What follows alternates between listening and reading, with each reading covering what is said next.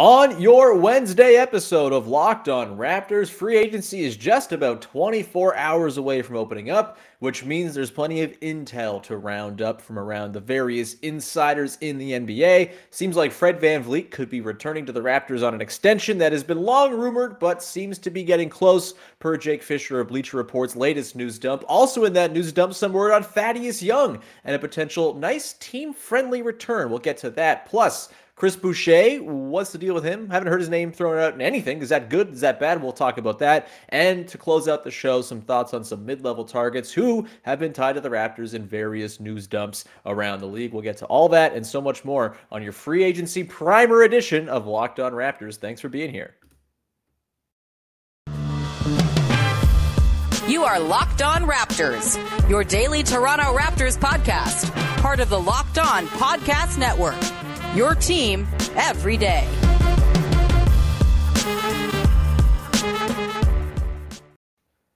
Hey, what's going on? Welcome to episode number 1205 of Locked On Raptors for Wednesday, June the 29th. I'm your host, Sean Woodley of RaptorsHQ.com. You can find me on Twitter at WoodleySean. You can also find the show at Locked On Raptors. And you can follow, subscribe to, rate, review the podcast on all your favorite podcast apps of choice.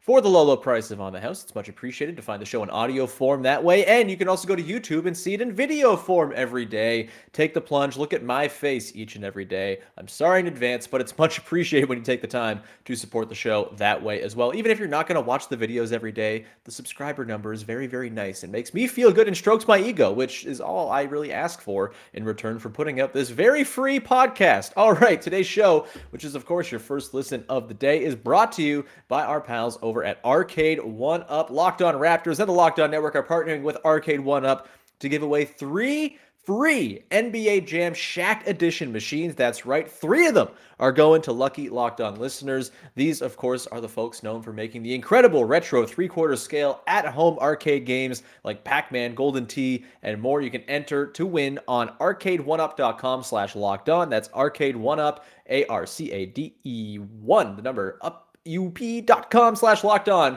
for your chance to win one. Go check them out because we all love NBA Jam and we all love free agency, baby. It's rumor time, it's speculation time, it's conjecture time. It really is a delightful time to be an NBA fan because it's all dumb and stupid. It's basically like wrestling and we love it. It's silly, it doesn't mean anything, but it lets us talk about and have a good time. Nonetheless, talking about the potential free agent moves that could go down. And so, yeah, on today's show, we're going to dig into the latest regarding the Raptors and their different pursuits of various players, both inside their own employ already and not. So we'll get into that. The latest news dump from Jake Fischer has a lot of good, juicy bits in there about the Toronto Raptors, including thoughts about Fred VanVleet, a potential extension that could be signed this summer, and Thaddeus Young seemingly set to come back to the Raptors, reportedly a 2-year, $10 million deal in the works for Thad Young to stay in Toronto, which is a big deal and sort of has ripple effects for the rest of how the offseason might go. There's also a little bit of news about the salary cap and the luxury tax, which is kind of boring, but all that it essentially amounts to is the luxury tax has gone up like $1.6 million, which means the Raptors have a little extra wiggle room under the luxury tax. They're not going to be a tax team this year because they're not in the title contention window, and it's, prohibitive to be a tax team many, many years over and over. And so they're trying to stay under that tax line, and it seems like they'll have a little extra wiggle room to do that, and potentially a little bit more money to throw at a Thad Young or Chris Boucher or a Yuta Watanabe, any of their unrestricted free agents to work with. So we'll get to that on today's show. I also want to talk about Chris Boucher, who no one seems to be talking about, and I don't know if that's good or bad when it comes to his potential return to the Raptors, so we'll get to that. And then at the end, I kind of want to talk about a couple of big men who are interesting as potential targets. One, not so much anymore because he was traded, but you would assume he's probably going to be deadline fodder or potentially could be moved on again. That's Nerlens Noel, who is now a Detroit Piston after the Knicks have sold their souls to sign Jalen Brunson? Sure, that'll work, Knicks. This is going to work wonderfully. But we'll talk about Nerlens Noel and also Mo Bamba, who was not going to be going back, was not tendered the qualifying offer by the Orlando Magic, will be an unrestricted free agent, and has been a guy that I know lots of Raptors fans have been interested in, and he was tied once again in a piece by Jake Fischer to the Raptors, so we'll get to that. And why I don't really love the idea of throwing a bunch of money at another center because they've already got a bunch of guys in-house, but I can also see the argument for it. We'll get to that. But first, we should talk about Fred VanVleet, who with the potential that he could sign an extension. Like, this was always kind of a thing that was out there this offseason, but it does seem as though that is even more likely to take place, as Jake Fischer of Bleacher Report had a big news dump today, putting out all the latest intel from around the league. And I know lots of Raptors fans are like, well, Jake Fischer said something about OG Anunoby and we don't like him. Just get over it. It's all part of the deal. You peddle in rumors. You peddle with what people give you. He very much did a good job of contextualizing said rumors. Jake Fischer is actually good at his job. Either way, Jake Fischer pointed out in his piece today that Toronto and Fred VanVleet, quote, appear to be headed towards a contract extension that could approach 4 years and over $110 million. Sources told Bleacher Report Thaddeus Young is expected to sign a 2-year agreement worth at least $10 million to rejoin Toronto. We'll put that on the burner for now.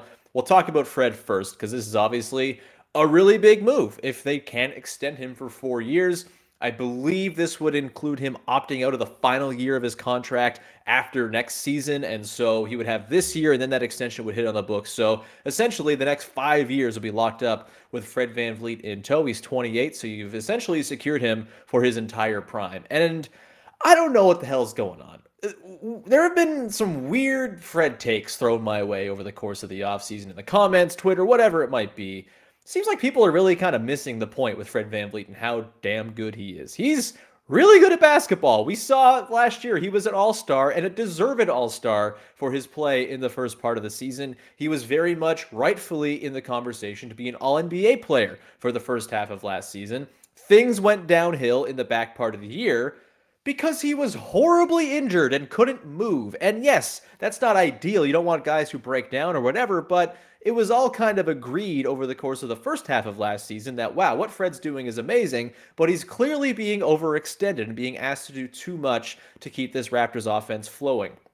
It was before Pascal Siakam really hit his gear sort of late December to the end of the season when he was just so consistently fantastic. He was still kind of getting his sea legs there in that December period. December was also a weird month because, like, you know, there was COVID and stuff like that. But Pascal really kind of got into gear in the back part of the season, you know, once the calendar flipped over to 2022, and he became the engine of the offense. And we didn't really get to see the ideal version of Fred VanVleet playing off of that, because he was hurt, because he had carried the team on his shoulders for the first half of the year, and it obviously caught up with him. He played a lot of minutes. The Raptors didn't really have a contingency, did not have him play a lot of minutes. That's not a Fred problem. That's a Raptors problem. That's the problem of the front office for not having proper backups in place and guys who could soak up those minutes. That's on Nick Nurse for not properly managing his rotation. That's not a Fred VanVleet thing by any means. Fred, by every measure, was one of the best guards in the NBA last season. He is one of the best defensive guards in the entire world. We know this to be true. He's famous. He got a finals MVP vote for how he guarded Steph Curry in the finals.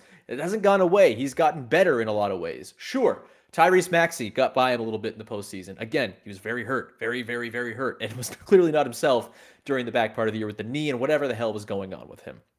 You had, just all the impact numbers, everything like that suggests Fred VanVleet, really, really bloody good, really effective when it comes to driving winning. This past season, playing on the Raptors, 2021-22, looking at Clean the Glass, Ben Falk's site, wonderful site, subscribe to it.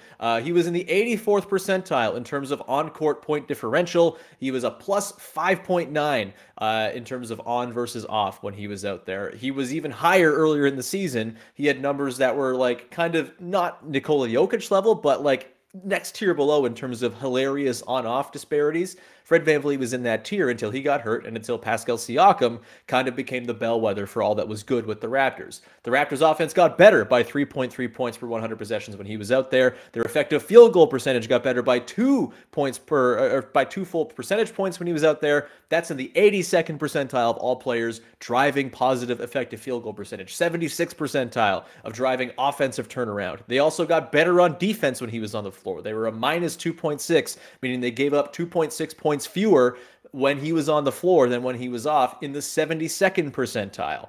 The opposing team's effective field goal percentage dropped 2.1% in the 82nd percentile. All of these numbers suggest that when Fred VanVleet's on the floor, good things are happening. And it just is insane to me that there's this like view of Fred VanVleet out there that seems to be like, oh, he's a gunner, he shoots too much. He had to shoot too much in the start of the season. They were injured. They had guys in and out of the lineup. They had guys getting their sea legs and figuring things out, recovering from shoulder injuries. Like, what does he have to do to, like, I don't know, make you a believer? He's a really, really bloody effective basketball player who was, I think anyone would admit, overextended in parts last year.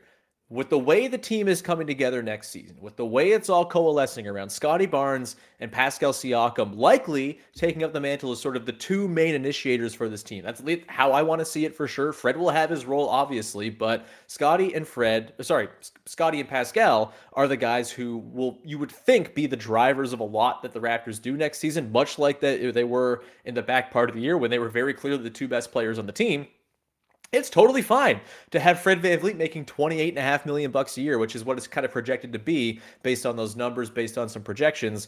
Like, that is a totally fine number to have Fred VanVleet making as your third or fourth best player. Probably your third most important player in terms of the amount that he impacts the game with how much he handles the ball, obviously the big defensive assignments he has, the way he allows the Raptors defense to play the way they do because he's so bloody good at dig downs and being the second guy on the scene to force turnovers and things like that. Of course, we know about the hustle stats. He ranked third in the NBA this season in deflections per game at 3.9 behind only DeJounte Murray, a former all-defense player, and Derek Walton Jr., who played 3 games. So among players who actually played games, Fred VanVleet was number 2 behind DeJounte Murray in the same class of players as Matisse Thybulle, who we know kind of stinks, Gary Trent Jr., Alex Caruso, Lonzo Ball, Robert Covington, Herb Jones, Paul George. Like, these are the guys, OG in there as well. He's an elite defender. We know this to be true. It doesn't just change because he was hurt in the back part of last season. And I think you kind of must have like a goldfish brain if the only thing you remember about Fred VanVleet is what we saw in the back part of last season. He was injured. Guess what? This happened to Kyle Lowry back in 2014-15. He got hurt then too. And it sucked. He was overextended that season. He came back, from injury, or no, so he didn't really come back from injury. He carried the team when DeMar DeRozan was out with injury, and then that overburdened him as the season went along, and he wore down. And guess what? The Raptors learned from that. They learned to manage his minutes, and his health was really not all that much of a concern in subsequent years. Yeah, there was the thumb thing in the playoffs. That seemed unavoidable. It's just weird, fluky basketball luck. You're going to hurt your thumbs. He rolled an ankle in the second round against the Cavs in 2017. Again, that's not breaking down or anything like that. That's just stuff happens in basketball when you roll an ankle sometimes. Fred VanVleet's fantastic, and if you can extend him and ensure that that part of this core is locked up, the guy who was closest to coming off the books with his deal potentially opting out after next year, you can get him locked in and ensure that you have a really good supporting cast for Scottie Barnes as he grows into whatever he's going to be.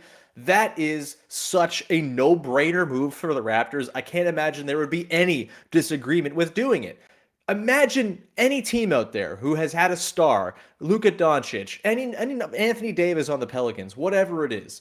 If you had any of those teams and you said, hey, we can guarantee that we can lock in a core that includes Fred VanVleet, Pascal Siakam, OG Anunoby, maybe none of these guys are the best player on a championship team, but they're all there to be there when your potential guy who can be that best player on a championship team becomes what he can become, you would have all of these teams lining up and just being like, please, please, our teams are destitute. We got nothing around these guys. Pretty please ensure that we have this very good rotation around them that we can ensure will be there for a long time. Like, this is what good teams often don't get. Teams with great players often don't get the chance to do because they've gone and gotten the one guy and then it's like go time or whatever it might be. Or you just are crappy at drafting and you don't have a good team around this guy that you've brought in who's your sort of franchise-changing, pillar foundation type guy. The Raptors have that, and Fred VanVleet's a huge part of that. And I don't want to hear anything, well, $28.5 billion is too much. You should make 25. It's not your money. Who cares? They can go over the cap to re-sign these guys anyway. They're going to be able to maintain under the tax. The cap is going up in coming years as well with a new TV deal coming in and everything else. Don't worry yourself with the cap minutia. That's what the front office is there to do. Just be happy that they have Fred VanVleet on the team for long term. Maybe I'm just yelling at people who aren't even mad. Maybe I'm preaching to the converted. But Fred VanVleet's awesome. And if you don't think he is, I frankly question whether or not you understand basketball. Because Fred VanVleet is the kind of guy that you win basketball games with. Not to mention the fact that he's like a culture setter in the room. Everyone looks to Fred. He's the vocal leader of the team. He believes and talks about the right things. Like, Fred VanVleet rocks, and extending him is such a no-brainer. I can't even believe there would be anyone who would disagree, and I hope there's not, because Fred being on this team is much better than not having Fred on this team. You know, if you want to go move on from Fred and have Malachi Flynn be your point guard, good luck. That's not going to get you much.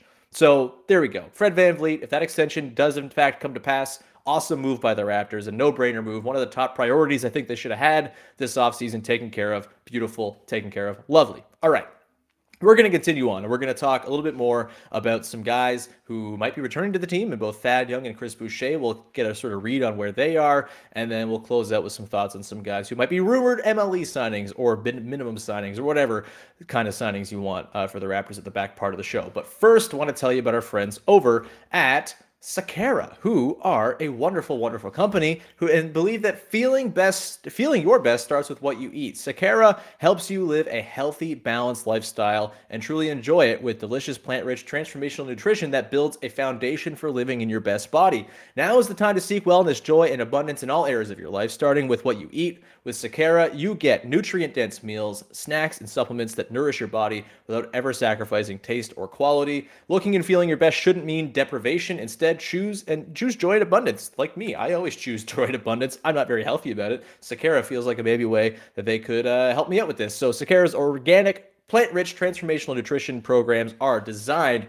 to help you cultivate body intelligence so you can nourish your body and experience the results that you want. Sakara is a wellness company anchored in food as medicine on a mission to nourish your body through the power of plants. Their nutritionally designed, chef-crafted breakfast, lunches, and dinner are made with powerful plant-rich ingredients, helping to increase your energy, boost your digestion, curb your sugar cravings, and get your skin glowing. Plus, it's all delivered right to your door, ready to eat. And now Sakara is offering our listeners 20% off their first order when they go to sakara.com/lockedon20 and enter the code LOCKEDON20 at checkout. That's sakara.com/lockedon20 with the code LOCKEDON20 at checkout to get 20% off your first order. That's Sakara, sakara.com/lockedon20.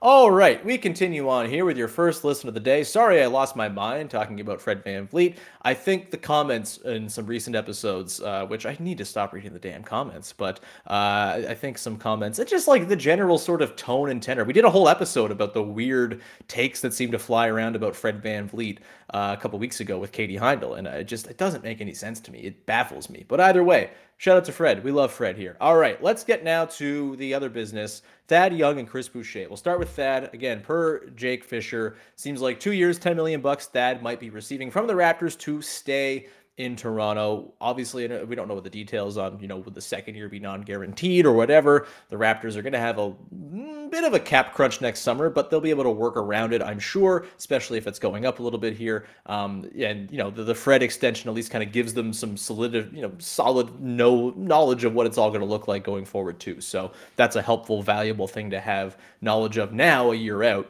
Gary Trent Jr. might come up. That's something we can talk about another time, but I think with Thad Young, 2 years, $10 million. I mean, that sounds perfect to me. I know there's sort of a bit of a disagreement or a bit of, a rift over, was it worth it for Thad Young? Was he even like a valuable piece of the team down the stretch? And look, he was not great for long stretches during the back part of the season once he arrived. It was hard to find the best lineups for him. I think the fact that a lot of guys were out of the lineup between Fred and OG made it difficult to find those really good lineups as well, because you would think those are two guys who fit wonderfully with Thad. OG's a wonderful cutter. You can work off the elbow stuff you run with Thad. Obviously Fred, just as a shooter, provides so much space and opportunity for people elsewhere. And I think Thad kind of got a bit of a raw deal in terms of the guys he was asked to play with last season. It never quite got rolling. And we did see, however, that in lineups where he was playing alongside Scottie Barnes, Fred VanVleet, Gary Trent Jr., Pascal Siakam, all the main guys on the team,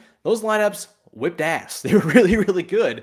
And I think that's sort of a thing that kind of makes me excited about what Thad can be over the course of a couple full seasons in Toronto, getting him acclimatized to lineups, kind of get him into a rotation, a bit of a pattern, a rhythm where he can play with certain guys. We saw some great simpatico with Chris Boucher, for example, in the postseason, hitting him on cuts.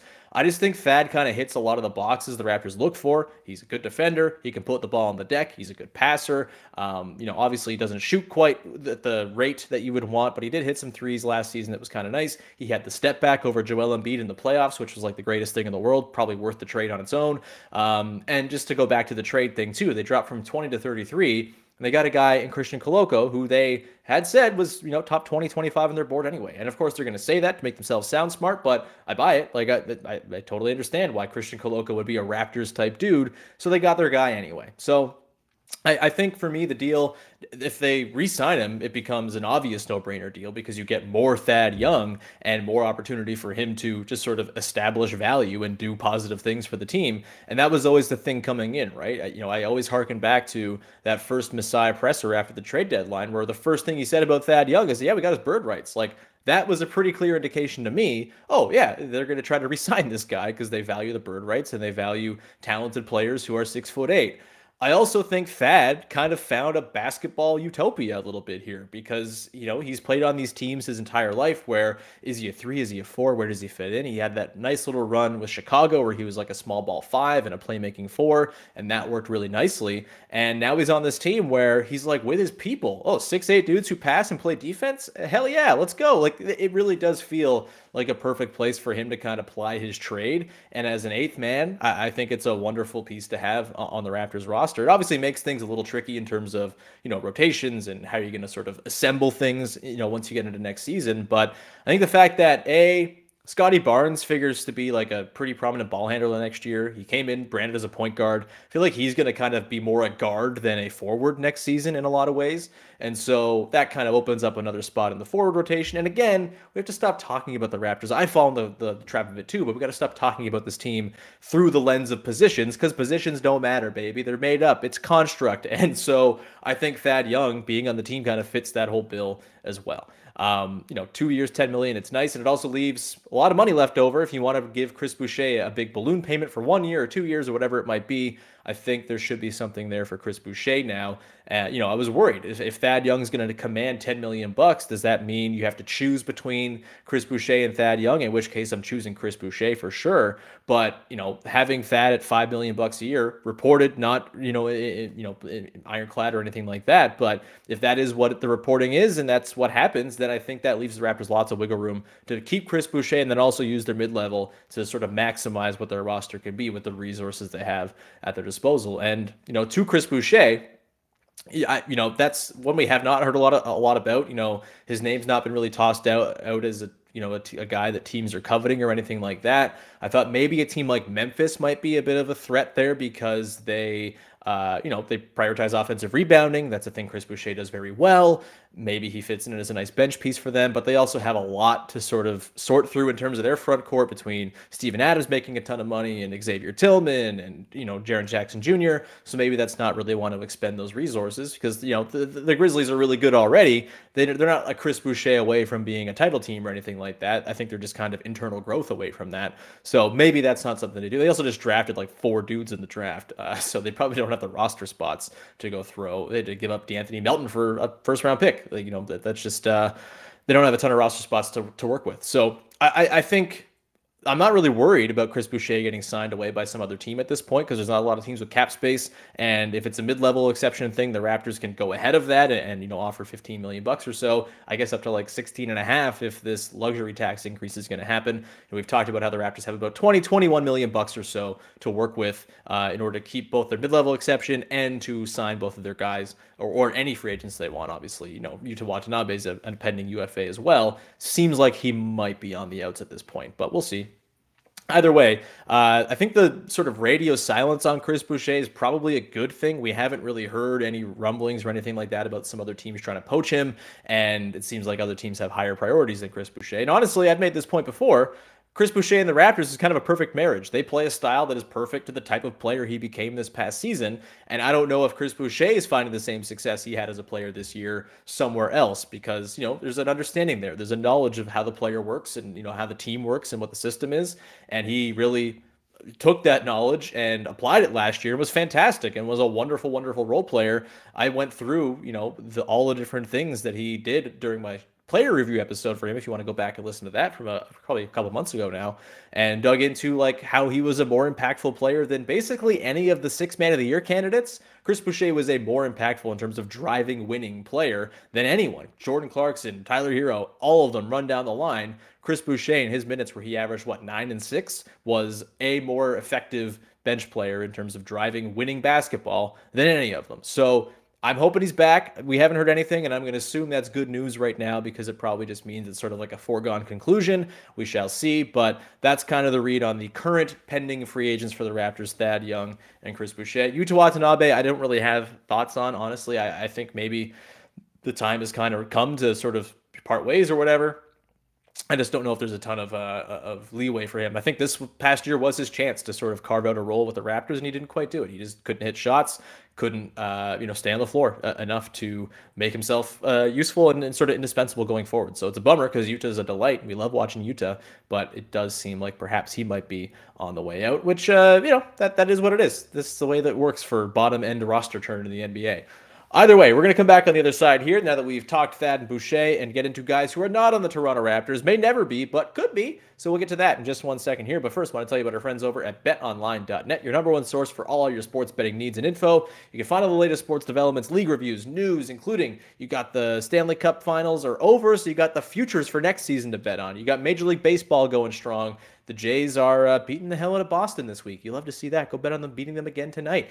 You also have all the wagering information you might need. You got injury reports, podcasts to give you all the breakdowns of where you should be putting your money. BetOnline.net is the fastest and easiest way to go check in on all your favorite sports and events, including MMA, boxing, golf, tennis going on right now too. Wimbledon, that's really fun. I recommend you just go peruse. I'm not much of a gambler myself, but I do like to make a bet once in a while, and there are some fun ones out there. You can go put some money on a championship future or an MVP future or something like that. It's always a good time. Put money on Scottie Barnes being an all-star or something. I don't know if that's there, but it might be able to. That'd be fun. Either way, head to the website today. Use your mobile device. Learn more about the trends and the action. BetOnline is where the game starts. All right, we have reached the final segment of today's show. Going to round up a little bit more in terms of rumors of guys the Raptors might be sort of involved with when it comes to the back of the roster, mid-level exceptions, etc., etc. So let's start quickly with Nerlens Noel, because that came up. That was a report from Ian Begley at ESPN yesterday that quickly got thrown in the trash because he got traded to the Detroit Pistons. But I'm kind of intrigued by Nerlens Noel nonetheless. He's a guy the Raptors seem to have kind of had their eyes on a little bit for that backup center spot in the last couple of years. I think he was rumored at the deadline as someone they might go after. And I'm fascinated because he got traded to the Pistons. And the Pistons don't seem like a team that's going to have much use for Nerlens Noel. And I wonder if you get to the deadline or midseason or something like that, and the Raptors are trying out this thing where, hey, Christian Koloko, we'll let you run with the backup center job right now. We're going to fill in those minutes with other guys and forward types anyway. Precious Achiuwa is going to take the lion's share of the minutes at the spot. We'll see what Koloko can do in 15, 10 minutes a game, whatever it is.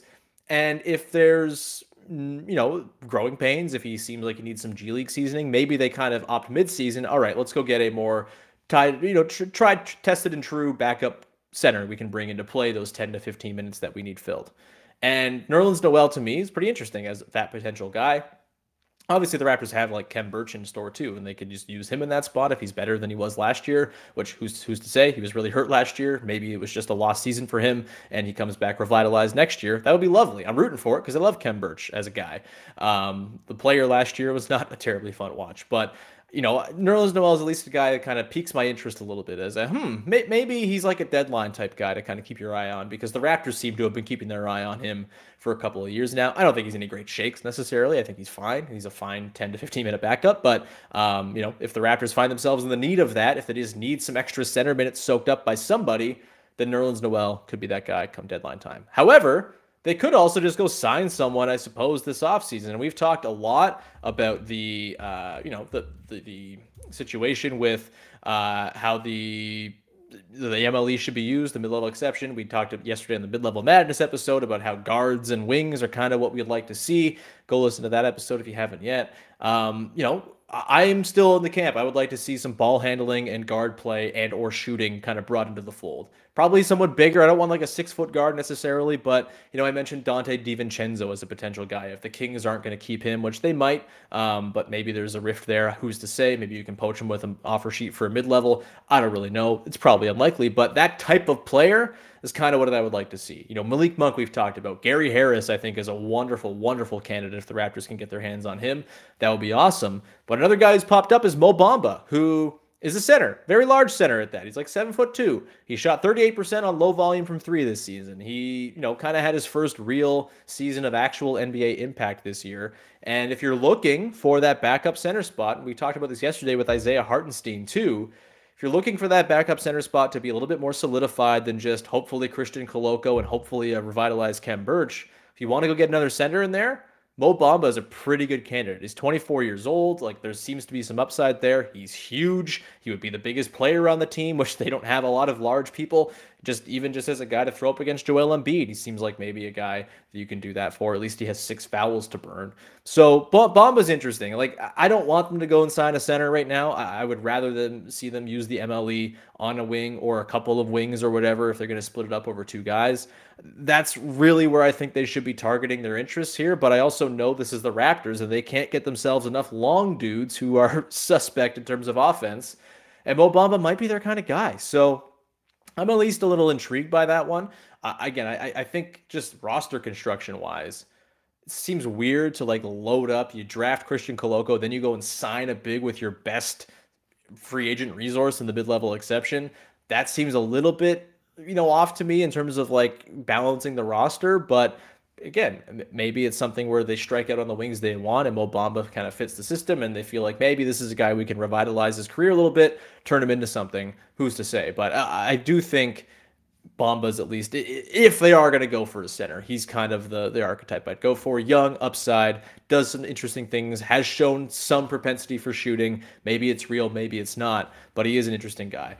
As far as like other guys, it doesn't seem like there's a lot of connections tying any sort of wing players or anything like that to the Raptors. I hope that we start to see that sometime soon here. Gary Harris, baby, that would be just like an absolute dream if they could get Gary Harris on this team. But that seems like kind of where things sit right now. Is there's a lot of speculation, a lot of sort of dudes out there. That's the thing I keep coming away with, is it seems like there's more mid-level guys than there are mid-level exceptions that are going to be handed out.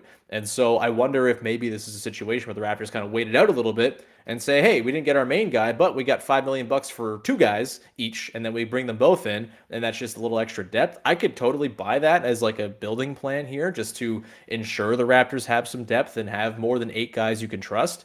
If they bring back Thad and Boucher, which seems likely at this point, then you're going to have, an 8-man rotation of, Barnes, VanVleet, Siakam, Anunoby, Trent, Achua, Boucher, Young. That's awesome. A couple more guys in there would not hurt whatsoever. Koloko is your number 9. You got Khem in there. I think they could build themselves a pretty deep team here. I'm very fascinated by what happens with this mid-level exception. I'm sure we'll get some sort of news dump or report by the time this episode even posts, so apologies if this is out of date. But that's kind of the read on that right now. And as far as like wish list goes or anything like that, I do think like Gary Harris, that type of player, is very clearly top of the list. DeLon Wright as well, I think, is right in there too, as sort of my dream targets with that mid-level exception. And then beyond that, you start splitting hairs, and then it's like, okay, Mo Bamba or Patty Mills or some guy who's maybe one-dimensional, then I might kind of start skewing towards Mo Bamba. If you can get some kind of two-way wing, not an easy commodity to find in the NBA. If you can somehow find a player like that for 10, 11 million bucks on the MLE, that is an absolute score. And it would really, really help, I think, balance this roster out a little bit too. So that's what I got for today's episode. Thank you so much for tuning in. We'll be back again tomorrow. Katie Heindel, I think, is going to pop on the show. We're not exactly sure what we're going to talk about because we're kind of at the whims of the news. So we'll keep that open for now. I'll be occupied during the start of free agency tomorrow, so nothing like live or anything like that in the evening, but definitely Friday morning. If anything breaks during Thursday night, we'll be sure to break all that down for you here on the podcast on Friday. So with that, thank you very much for making us your first listen of the day. Go make your second listen of the day Locked at NBA, as they are keeping track of all the rumors across the NBA as free agency draws very, very near. Find me on Twitter. You see it there on the screen at Woodley Sean. You can support the show by going to YouTube and subscribing on your your favorite podcast apps. It's all very appreciated when you take the time to do that. It's free to do to support the show, and it's much appreciated when you do that. So thank you. We'll talk to you again Thursday with another episode of Locked On Raptors. Bye-bye.